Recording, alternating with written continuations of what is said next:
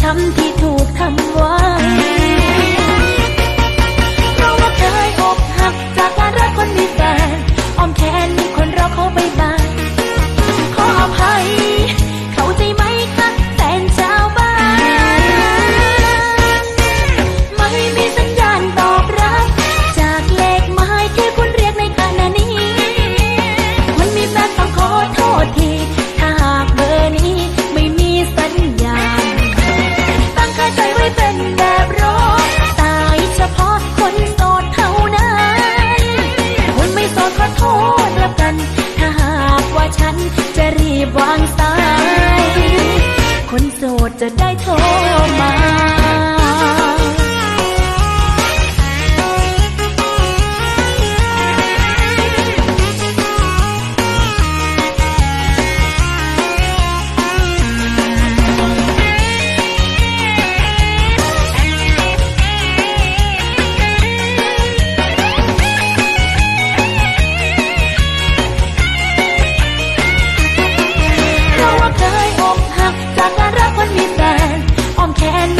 ขอไปบ้าน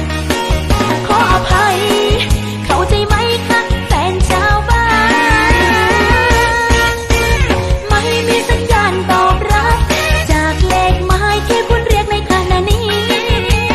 คนมีแฟนต้องขอโทษทีถ้าหากเบอร์นี้ไม่มีสัญญาณตั้งค่าใจไว้เป็นแบบรอตายเฉพาะคนโสดเท่านั้นคนไม่โสดขอโทษแล้วกันว่าฉันจะรีบวางสายคนโสดจะได้โทรมาไม่มีสัญญาณตอบรับจากเลขหมายที่คุณเรียกในขณะนี้คนมีแฟนต้องขอโทษทีถ้าหากเบอร์นี้ไม่มีสัญญาณตั้งค่าใจไว้เป็นแบบรอตายเฉพาะคนโสดเท่านั้นคนไม่โสดขอโทษแล้วกันว่าฉันจะรีบวางสายคนโสดจะได้โทรมาคนโสดให้โทรมา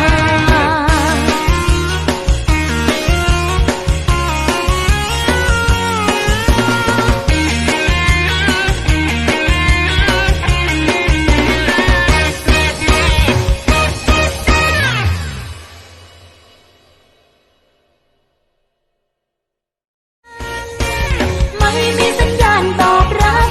จากเลขหมายที่คุณเรียกในขณะนี้คนมีแฟนต้องขอโทษทีถ้าหากเบอร์นี้ไม่มีสัญญาณตั้งค่าใจไว้เป็นแบบรอตายเฉพาะคนโสดเท่านั้นแวะมาเยี่ยมเราได้ที่ YouTube Channel GMM Grammy Go Official แล้วอย่าลืมกด Subscribe